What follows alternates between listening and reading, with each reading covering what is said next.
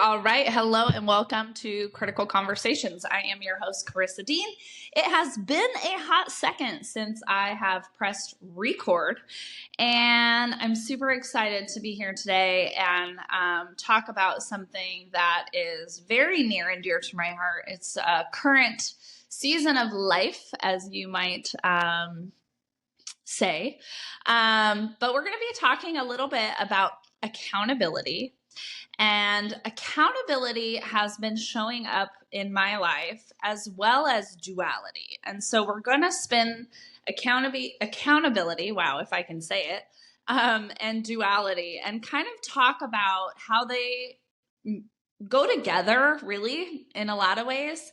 And yeah, I'm super excited. So before I go too much further, for those of you who've been in my orbit for a long time, thank you so much for continuing to be here. Thank you for subscribing, liking, following. It means the absolute world to me to get your feedback and hear from you guys. So please always make sure to do that. When you share with your besties, it just means the world to me. So thank you for all the likes, the shares, and the follows. If you're not yet a subscriber, please make sure and do that. Critical Conversations is a labor of love. It is my gift to the universe, where I hope to make coaching and personal development accessible to multiple individuals. So yes, my podcast is geared toward female entrepreneurs and executives, but I think that it aligns with a lot of hot topics for a lot of human beings. So welcome, and I'm glad you're here. I have had the craziest ending of 2024 and start of 2025. For those of you who know, I'm just back in Oregon from being in Nicaragua, which is why I haven't recorded in a long time. So remembering how to record now that I'm back. I did a ton of content batching before I left for Nicaragua so that I could just be there and be really present with my family and my friends down there. And I hosted my first international retreat. It was, I think it was my fourth or fifth retreat that I've hosted, but it was my first international. And I just have to tell you, it probably will be a highlight of my life. What I was able to accomplish is kind of beyond what I thought I was capable of. I remember like having multiple moments, like being with the tribe of women who gathered, just moments of being like, holy shit, is this happening right now? Like, did this like magic just come together? And it was just divine and beautiful and amazing. The food was amazing. The accommodations were amazing. Nicaragua pulled out all the stops with beautiful weather, beautiful sunsets. We went horseback riding. We went on a boat cruise. We went and did a farm tour with my friend Lucy, who's down there, who has, a farm, and she's really into natural and herbal medicine. So she taught us a lot about herbs and food and how that can really like heal us. So it was just like such an epic retreat. And guess what? We're going to do another one next year. So if you missed it and you're like, dang, that sounds amazing, I would love somebody to take care of me fully. Like from the moment you land, you are taken care of. Every detail is organized for you. I'm going to have a driver pick you up, all the things. If you're like, that sounds amazing. Plus almost all of the clients who came like sent me a message and were like, we missed the food. We lost weight. That was amazing. So yeah, that, little side perk there. If you're interested, let me know. I am going to be doing a 2026 retreat in Nicaragua. Similar, little different, but similar. Because everything worked out so well, it'll be pretty similar. All right, so that's my update. Now I'm back in Oregon. It's pouring down rain. I'm freezing my ass off. But I'm here at the farmhouse in my new office looking out at my horses. So if you see me and I'm looking out this way, it's because my horses are right in front of me and it's pouring down rain and it's just like, it's beautiful. And I love that I was able to come back and really find appreciation for the weather change, because Nicaragua is hot and humid and sunny and Oregon is wet, moist. I hate that word, but it's moist. It's moldy. I have terrible allergies here, which sucks. But I do appreciate that I've built this beautiful community here. My family is here. My friends are here. And I have my horses and my dogs.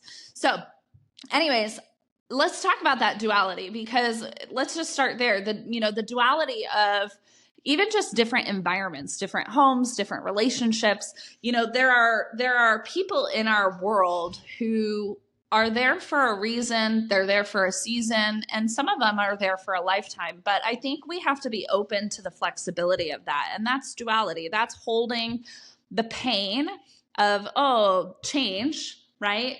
And then it's also holding the opportunity for it to be better and bigger and more fulfilling than you ever thought it could be. Duality has become something I've really had to navigate. When I was in Nicaragua, I onboarded 5 new clients. So there I was, like, receiving all this magic that I had been really working hard for in my business. And also, so it's like I had this like beautiful rush of like, oh my God, this is amazing. I'm finally like getting the business I want. And then the duality of like, well, wait a minute, I'm supposed to be like doing less and on vacation, and here I am doing more. And there's a duality within that, right? There's like this excitement that comes from, holy shit, my business is working. And then there's this like, holy shit, I'm supposed to be here relaxing. And so duality and contrast exist almost always in everything that we're up against.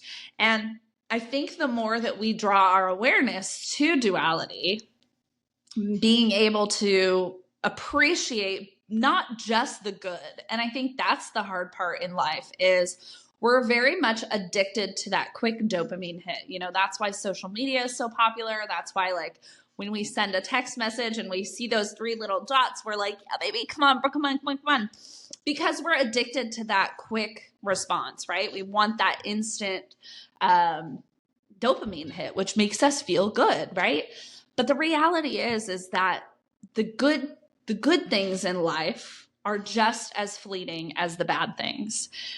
And the more we draw our awareness to what the opportunity in the quote unquote bad things, the more we can grow and evolve. So I say bad things, and I use that term loosely because I truly don't think anything bad ever happens. I think it's all an opportunity, and this is why I wanted to also, interlace accountability here, because when we get feedback, whether we like it or not, right? Whether we want to label it good feedback or bad feedback, feedback is an opportunity for us to take accountability and make changes.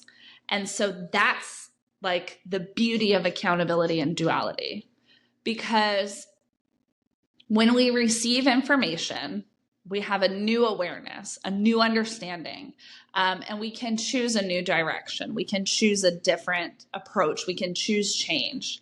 And so really, duality is understanding that these fleeting energies, whether it's the good or the bad, but it's all energy, and it's all fleeting, and it's coming and it's going, and it's moving away from us, and it's moving toward us always at equal consistency. We just have to draw our awareness and be accountable to our choices within the duality. So what do I mean by that? I mean that when life hits the fan, when shit hits the fan, when life gives you lemons and you're like, motherfucker, how do I make lemonade? This is where you get to be accountable. You get to be accountable for, I made these decisions which led to this result, and I have to be accountable for those decisions. And now, because I'm choosing to become accountable, because I'm choosing to say, oh, I did this, this, and this, which is why I'm now experiencing this, then we get to change, and we get to, decide what comes next. It's not always pretty. It's actually really fucking hard. And I'll be the first one to tell you that getting feedback around your behavior, your actions, your choices, be it in your business, be it in your relationships, be it in any dynamic, whether it's I purchased something and it was kind of not the right purchase, and I have to be accountable to that purchase, right? You can't just call your, bank or your credit card company and be like, well, I actually don't want to make this purchase now. I'd like my money back. It's like, no, you're accountable to the purchase. The purchase has already gone through. Now what? So when you think about it in the terms of that, it's hard. It's a tough pill to swallow when somebody gives you feedback and you have to say, yeah, I wasn't maybe on the top of my game. Maybe I made some mistakes. And this is really where accountability and duality merge, in my opinion, because when we look at the feedback we're getting in life, whether that's coming from another individual or it's coming from life experiences, right? Like everything is always working out in your favor. And if you can look at life through that lens, it's really going to change your world. But the reality is that life is always happening for you. There's something happening in your favor. And it might just be a really simple lesson that you need to learn and you're ignoring it. It could be a really big, tumultuous thing that's happening. It could be something really simple and easy. You get into a car accident because you're texting and driving. Okay, really, I need to stop texting and driving. Like, it can be that simple. Hopefully it wasn't a bad accident. But you see what I'm saying? It's like life is unfolding in our favor. So we're either getting experiential feedback. The experiences we're having in life are giving us feedback, which is sometimes easier to swallow because it's like isolated within you and you alone. Whereas feedback from another individual, right? Whether it's a work performance, a relationship performance, whether it's feedback you asked for or feedback you didn't ask for, it's harder to take the feedback from another human being because there's a layer of vulnerability within that. And it's really vulnerable to acknowledge and become accountable for your behavior. Because I don't want to say it's admitting you're wrong, but it's admitting that you maybe weren't your best self. It's admitting that you made a mistake. It's admitting that you would like to go back and do something different. And here's the thing. You can either beat yourself up for those things, which is where we get into the guilt and shame spiral, or we can look at those things and we can be like, holy fuck, I just did this thing.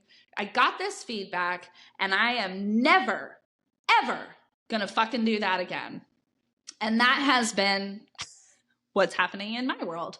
Is I have received lately a lot of interesting feedback, and it's a tough pill to swallow.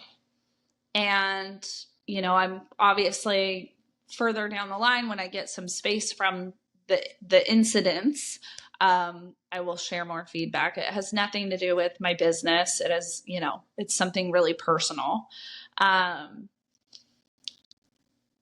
But realizing that you played a role that wasn't the best and understanding that now you have new information. And for me, swallowing that new information and being like, whoa, I made some mistakes.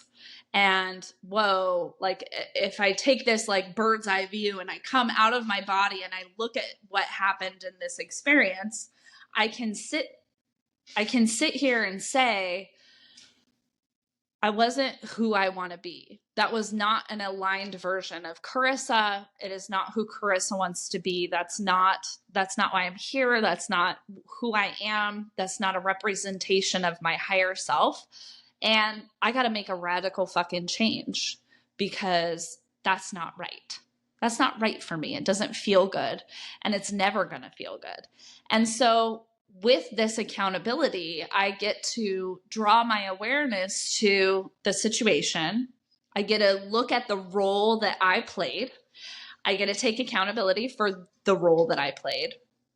And the difference here, I think, what I'm hoping is coming across in this conversation, the duality comes in when I say I can hold this experience and I can be like, that fucking sucked, right? So I have this like negative duality, right? If we want to put a term on it. And then I can also hold the other coin of it of, thank you for this experience, because now I get to step into a better version of who I am. Now I get to step forward and I get to become more aligned with the version of me that I really want to be portraying in this lifetime. And so that's the duality, right? The accountability of like, fuck, I lost myself for a second.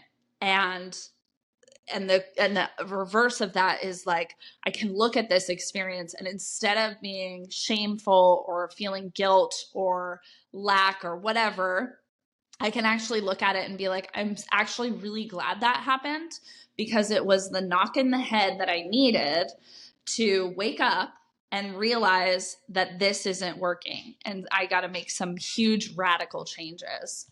And it's not easy. It's probably been the most isolating period of my life. And most of my clients, you have to be pretty tight in my inner circle to know what's happening. And again, you guys, I am going to share this, and, I'm open for these conversations, but right now you have to be pretty tight in my circle to know what's happening. And I think that's okay. And I think that's safe. And I think it's important that we hold on to some of our personal experiences, that we hold those close to our heart. But the reality is it was an awakening. It was an opportunity for me to see that I was walking down this pathway that was never going to serve me. And I had to have this giant wake up call and be like, whoa, is this who I am? Is this who I want to be? Is this how I want to exist in the world? Are these the experiences I want to have? Are these the people I want to be surrounded by? And the answer to most of those questions were no for me. And so that was the accountability, is I made choices. I got myself there, right? I allowed this whole dynamic to play out. And I can now look at it, and instead of looking at through shame and guilt, I can look at it and say, I'm glad it happened. It sucks that it happened, right? There's a previous podcast episode where I talk about breakups and how you're not your best self. It sucks that this happened. Like, do not get me wrong. I'm not trying to sugarcoat this. And it's taken me months to be able to say, I got myself here, and I can look at it with gratitude and appreciation.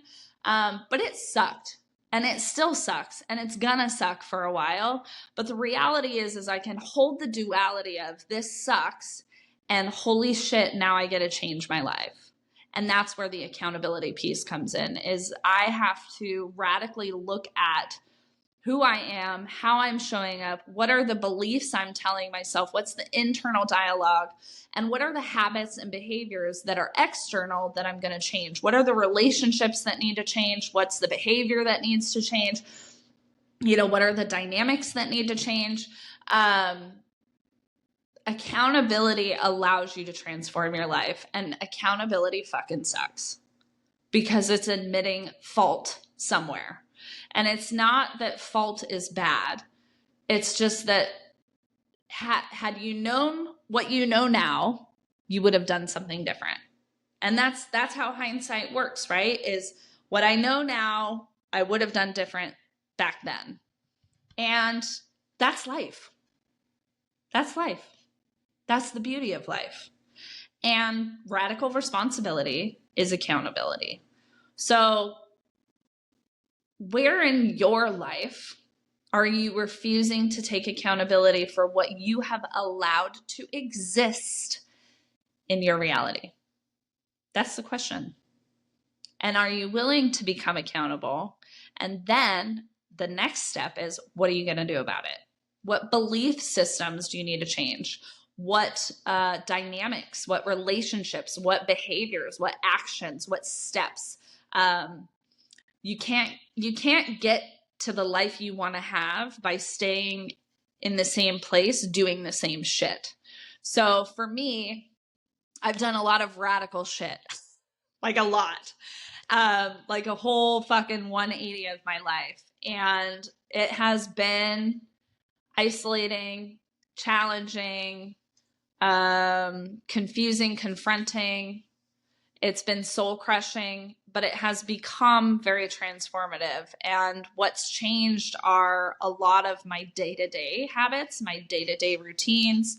But I'm also trying new things. Today is Tuesday, and yesterday I just went kickboxing for the first time. That was fucking amazing. So like new behaviors, new things. I'm having different conversations. You know, I'm realizing how much the repetitive conversation, the repetitive nature of just getting stuck in a loop, it doesn't serve you. So if you find yourself complaining about the same thing, like take accountability for those complaints and then do something about it. You know, one of the things that coaching has always gifted me, and I currently have an amazing coach who has been super supportive, is it allows you to see yourself in a different perspective. And I think that really good relationships and friendships can do that as well. They can mirror a different perspective for you. But coaching itself has been this transformative, safe, sacred space where I'm held, where I can feel like I can say anything and it's not judged. And I trust this person, and the information they're receiving on the call is not going to be digested to the whole universe, but it's sacred. And the beauty of it is you're gifted options and opportunity, and you get to see yourself differently, and you get to see a more realistic version of who you are because of your ability to be vulnerable. That's why vulnerability when you're in therapy or counseling is so important, because if you're withholding information, the person on the other end really can't support you to help you become your highest and best self. So that's why I love coaching. I mean, really, it's allowed me to become more self-aware and accountable. It's allowed me to see that I choose, and that I always have a choice. That's powerful. You always have a choice. It doesn't mean that the choice is easy. It doesn't mean that there's not an order of operations that you need to follow, but you do have a choice. And your one beautiful, precious body, your one beautiful, precious mind, your spirit, it deserves your awareness and accountability so that you can live the magnificent, magical life that is waiting for you. And that's what I'm most excited about. As I become accountable, as I make changes, as I choose myself, as I implement these new ways of being in my world, I get to open myself up to receive all that I've ever wanted. I get to open myself up to even more magic than what I knew was possible. And that's the beauty of becoming accountable and understanding duality, understanding that two things can be true at the same time, and they're both beautiful, and they're both are filled with information that you get to saturate yourself in and climb out of and then make different decisions on. So duality is constant. And if you can find the perspective of it's happening for me, if you can get on that gravy train, you're going to feel a lot better in life. But the first step is you got to be accountable. You got to become accountable for the role that you play in what's happening in your world.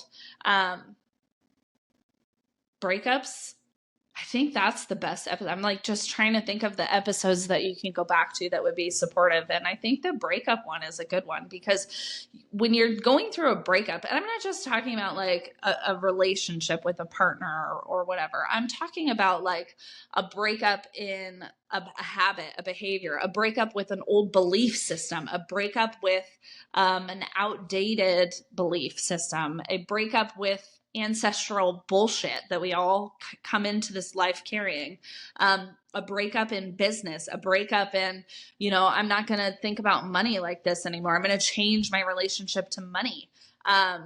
You get a breakup with everything all the time. I'm going to break up with being angry that there's fucking stink bugs all over the farmhouse, right? Like, I'm just going to break up with like being annoyed with stink bugs, because like, why waste my time and energy being annoyed that there's stink bugs? Whatever, it's a bug. Go live your life, and I'll pick you up tomorrow when you're dead, because you don't live that long anyways, right? So it's just like, you get a breakup with everything. So, I think that's a good episode to go back and reference. There's always more to come. There's always so much more I'm eager to share with you guys. I'm treading lightly as I navigate what it is. I don't even know what it is. It's still unfolding. But I'm happy to be back. I'm happy to keep coaching. I really believe in the magic of it. And I'm so grateful. I really am so grateful for the industry, what it's gifted me. I'm grateful for myself for continuing to show up and do the work and share vulnerably with my audience in real time. Real time vulnerability. I also have to shout out the tribe that I have in Nicaragua. You know who you are, and the tribe that I have here in Oregon in the United States.